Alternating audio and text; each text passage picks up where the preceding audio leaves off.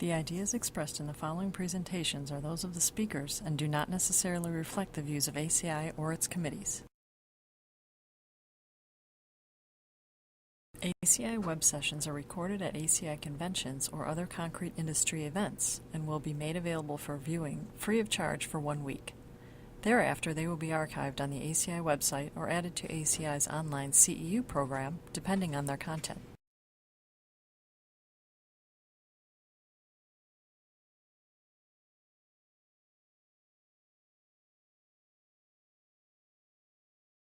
Thank you, Jimmy. I appreciate the invitation. Let me just give you a little bit of introduction. Nita is one of my grad students.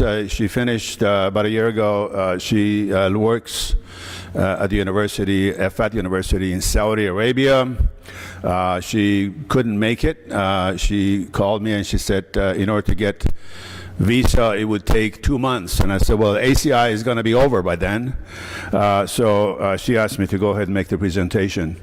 This particular project actually started with some of the structural engineers in Saudi Arabia, and they wanted to know basically what to do when they have a lot of petrochemical industrial structures that are getting a little bit old, and a lot of their rebars are rusting out and so on. And she came back and I said, well, we can do some testing of beams and then later on get into columns where you have a lot of corroded, basically rusted out rebars, and then do a retrofit project with CFRP and then test the effectiveness of those.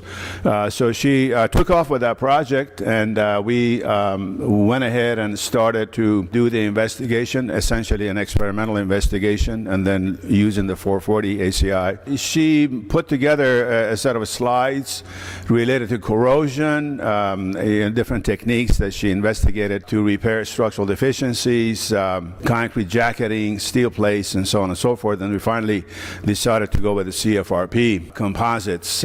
Most of the audience here probably knows about CFRP. That's the reason why you're here, probably, to know a little bit more about it, possibly. And so this particular project then deals with, how do you handle, complete corrosion, basically, where the strength of the member is essentially zero.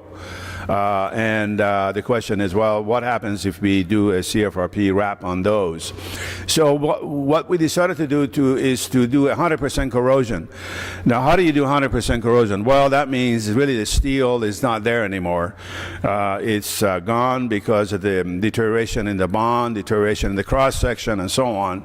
And so then we took the extreme case and eliminated basically the rebar, so you got basically a bunch of holes in there. Now, this is essentially what the project is all about. Compare the flexural capacity of the retrofitted beam to the original beam. In other words, whoever was a structural engineer, I don't know, 10, 20, 30, 40 years ago, had something in mind regarding the capacity of that beam.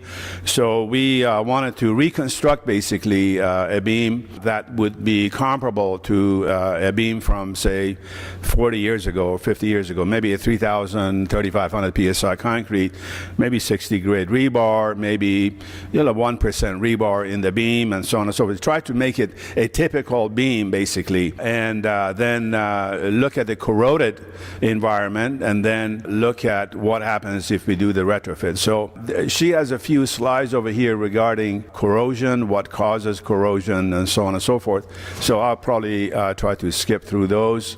Here's a little shot of what a corroded rebar looks like. This is a real rebar, of course, and you can see then again eventually you're going to get spalling, and really most of the damage that is done is not necessarily through the reduction in the cross section, but it is done because of the lack of bond. So you lose the bond, and you might as well have a plain concrete beam or plain concrete column or wall. So that is the way the mechanism works out. So here's a little flow chart, what happens and how that corrosion basically eliminates most of the capacity. So here's a CFRP that we wanted to use, advanced composite materials, synthetic organic embedded in resin, and so on and so forth. I guess most of you know about this. We were trying to do a modeling, of course. This is roughly a third scale model. So we took the original beam of a typical size and dropped everything down by a factor of 3. So that would be basically a factor of 1/3 that we call as our modeling. Here are a sort of a comparison between CFRP, the steel, that mild steel that we normally use, 60 grade, and so on. You can see. Again, most of you probably know, you're aware of the fact that this is, pretty good stiffness, but it's essentially elastic, linear elastic. So it goes up and it doesn't really have any kind of a yielding that goes on. So we are concerned about the ductility and so on. So those are some of the questions that are raised related to the CFRP materials. Some of the advantages of using CFRP, corrosion resistance, good flexibility, et cetera, et cetera. Everybody knows about how good this stuff is. And then how do we then go about doing this modeling that she wanted to do, and I was trying to help her, guide her work. So we decided on essentially a 4x6, roughly a third scale, and do a third point loading, so that would be reasonably comparable to a uniformly distributed load where you got a parabolic moment distribution as opposed to a trapezoidal moment distribution. And so then we began with that, and I wanted to see basically the results of the deteriorated beam and how does it compare to a plain concrete. In other words, if the guys had no steel in there at all, what would have been the capacity of that? Of course, we don't use them for practical purposes, but this is just to compare one that has deteriorated steel, corroded steel, versus a plain concrete where you don't have the holes anymore. Basically, it's just you got the eye gross. And then what would be the original capacity of this beam, say 30, 40, 50 years ago, and now, of course, is corroded, doesn't have the capacity anymore. And then what happens when we take the deteriorated beam and do one layer of CFRP, and then we do the same thing with 2 layers of CFRP. And sooner or later you get to a point of no return where you can just keep adding and adding and adding, and you probably will not get a whole lot more capacity out of this system. So that was the plan for the experimentation. Here are some of the forms that she put together along with her friends. She had a lot of friends that came in and helped. Of course, we have a technician in the lab as well. So this would be the plain concrete on the left. This is the original beam, the so-called original beam.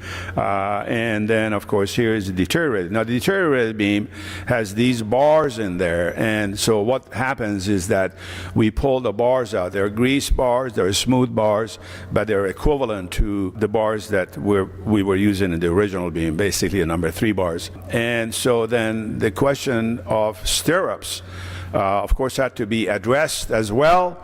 So we basically emulated the corroded stirrups that would have been in the original beam by, again, putting horizontal and vertical, basically number 9 gauge wires in there, and then pulling them out before the concrete got completely set.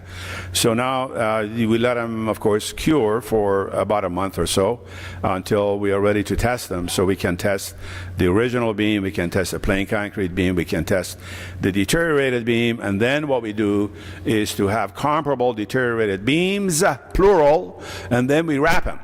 And after we wrap them, of course, we test them again. So this is basically the formwork that my student did. And then, you cast the cylinders, you do the compression test, you do the tension test, you do all the usual ASTM tests on the concrete and the materials like the steel and so on. And here are some shots of the fully corroded. These are actually holes here to emulate the stirrups that are missing. And here are the holes to emulate the rebars, the principal reinforcement, and that is no longer there. And of course, the 440.2, some of you are members of that, and there are some guidelines there in terms of how do you wrap these guys, three-sided, two-sided, complete wrap, and so on. And of course, you know, our system, we were doing a complete wrap for our purposes. How do you prepare? This is upside down, by the way, so the steel is down in the tension zone. So they are grinding the edges, and based on the guidelines that are provided in ACI, the cavities are grouted and with cement mortar. So they are prepared basically in accordance with the standard practice that is normally used. Then the epoxy, of course, and then the curing comes, and then the CFRP. The way we wanted to do it was to do basically the shear first. So we've got the wrap running in terms of the shear capacity. So we wrap them that way, and then we wrap the longitudinal on top of that, so that we have both these are unidirectional, by the way, so they're not bidirectional, so that basically we are imparting capacity to the corroded beam in that fashion. And then, of course, we test them.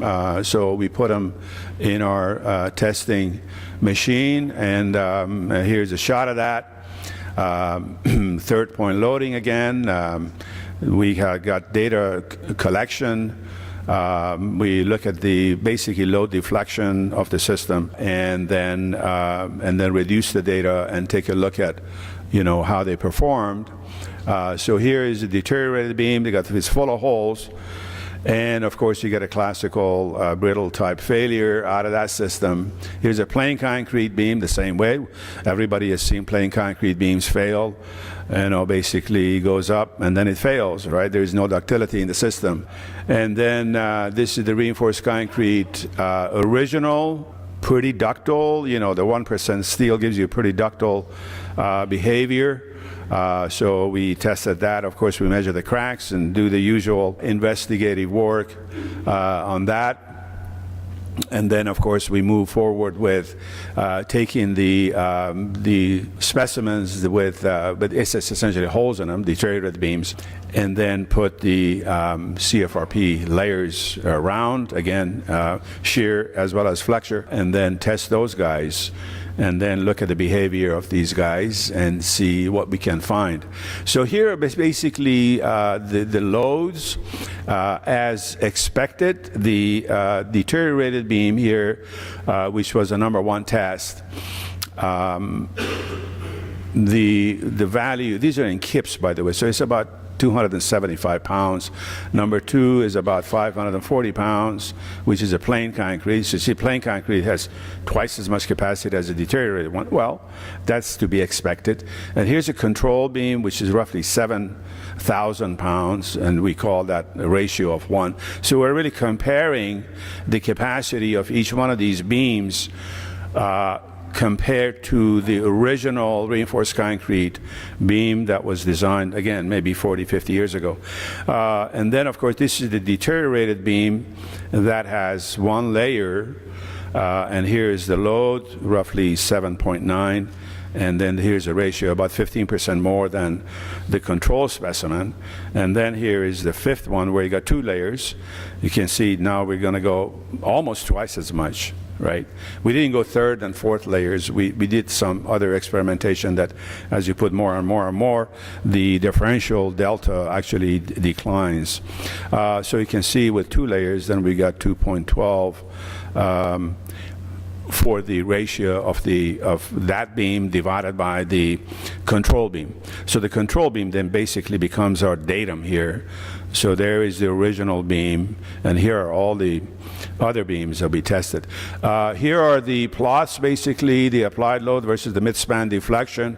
So here is the plain concrete beam here with the red. You can see it goes up to around 500 some odd pounds. The deteriorated beam doesn't take a whole lot of load, as we expected. And then here are beams number 3, 4, and 5. So beam number 3, of course, here would be the control specimen. You can see very nice ductile 1% rebar capacity over here, roughly 7 kips. Here's with 1 layer, pretty much reasonably straight line as we anticipate, and this one over here has got 2 layers.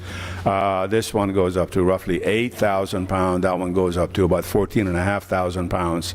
But, you know, good performance. Now, in terms of ductility and eventual deflection, depending on where you want to cut it off, you know, the original reinforced concrete beam behaves more ductily, behaves better from that point of view, as opposed to the others. So these are all beams. Now, all beams, of course, you barely can't, I should say, you cannot see the deteriorated beam.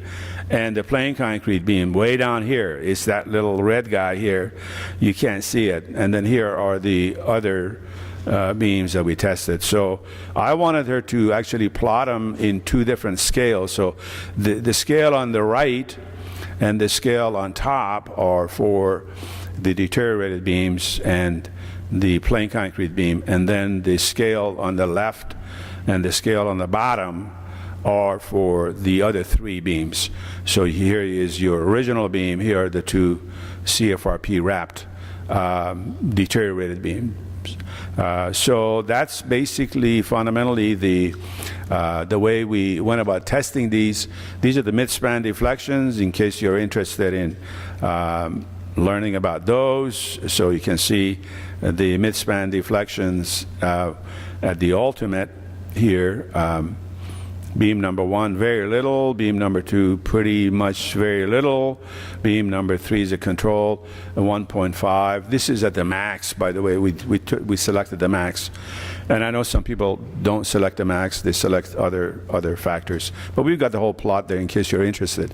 1 layer of CFRP, you know, 1.8 roughly, and 2 layers, about 3. Again, at the max load, right? So this doesn't tell you about the energy absorption of the system. Here's the absorbed energy, basically. So you're looking at kips and inches, integration and of the plot of the P versus delta. Again, you can see the interior one, it just basically is useless, right? It just has nothing in there. Plain concrete, pretty much the same way. Control specimen is about 8.5. 1 layer is about 8, a little over 8, and then the 2 layers is about 28. Very, very good response for the 2 layers. A little bit of theoretical correlation, basically pulling the numbers out of 440. And she actually got pretty good numbers here, theoretical versus the experimentation. Here, the experimental, theoretical. For the theoretical, basically for this case, is just looking at the gross section with holes in it, and then computing the effective I, and so on and so forth, and then looking at the tensile capacity. She did do the tensile capacity of the concrete experimentally to find out what they are.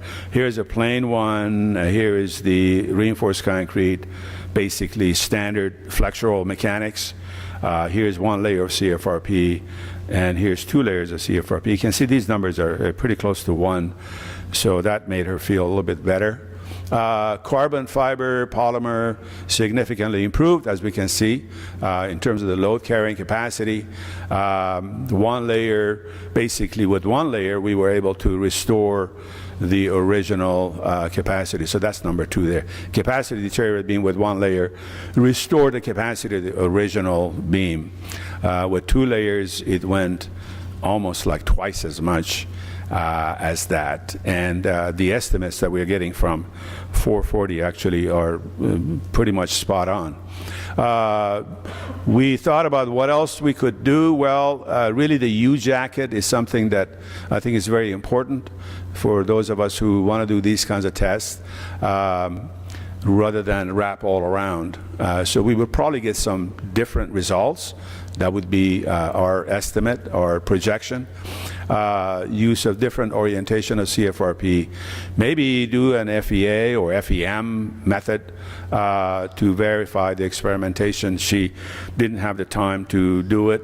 She had taken the courses, the advanced courses in finite element modeling, but she ran out of time and scholarship money. So that was the end of her work. Special thanks to my college for their help providing the lab, the civil engineering department, our grad students, our lab technician, and I want to thank Contech and BM Group for supporting the dissemination of the results. So here are their emblems and so on and so forth, Contech, BMI, Portland State University. So I want to thank all of these folks. And then I want to thank you for your attention. Appreciate it. Thank you. Thank you for your presentation. I have two questions. The first one, why you use fully wrapped while that's not practical? I'm sorry. Why you use fully wrapped? The wrap? Yeah, you were. The shear wrap. It's look like greater than. Yeah, it's lower. Here we go. Let me see if I can find that guy here. Okay, so here we go. So here is that. So the wrap ones over here, you know, are here. The control specimen is over here. Well, you mean why are these lower? Is that the question? Yeah. Why are they lower? Yeah. Well, they're lower because they don't have any steel. They got holes in them. So really the only stiffness that you're getting it is from the wrap itself. There is no steel in there. Yeah, but the fiber stiffness for the fiber away from the. Yeah, right. Well, in this particular case, you can see, you know, we are getting a reasonable stiffness that you can actually calculate that based on flexural mechanics and come up with a reasonably close number.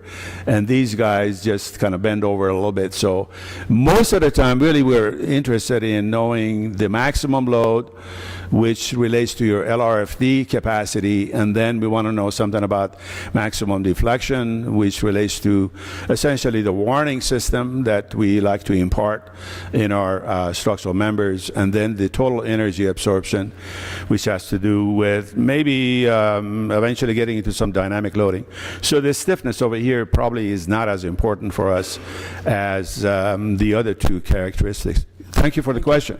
In the fiber wrap where it's embedded in epoxy, yes. Is there any chance of like shear deformation in there, like shear lag in it that might account for some of the, you know, the more flexibility you get out of the member than you do out of that's basically those are the ones, those are the wraps that we have that we were using for multiple tests. So that they didn't, you know, we did not switch around from one wrap to the other wrap. What I mean to say, and the epoxy that bonds the wrap to the substrate, is there any accounting for, like, you know, shear lag in that? Shear lag? Yeah, well, the epoxy gives a little bit. Right. Well, yeah, there is. Yeah, really the only way you're going to do that is through either strain measurements with rosettes or through finite element modeling. That's the only way you're going to find out. There is no way that you're going to do it based on a load deflection curve, and you can't do it. And unfortunately, it's not experimentally viable. The only way you're going to do it is to put strain gauges on them. We did not have strain gauges on these. We were only looking at maximum load and the maximum deflection, basically, and the energy absorption. But that's a good question. How do you account for any kind of a shear lag that you may have, which there is, by the way, shear lag between the CFRP and the concrete. But the only way you're going to do it is to do a hellacious amount of instrumentation with rosettes. And there you can find it. Good question. Thank you. Okay. Thank you.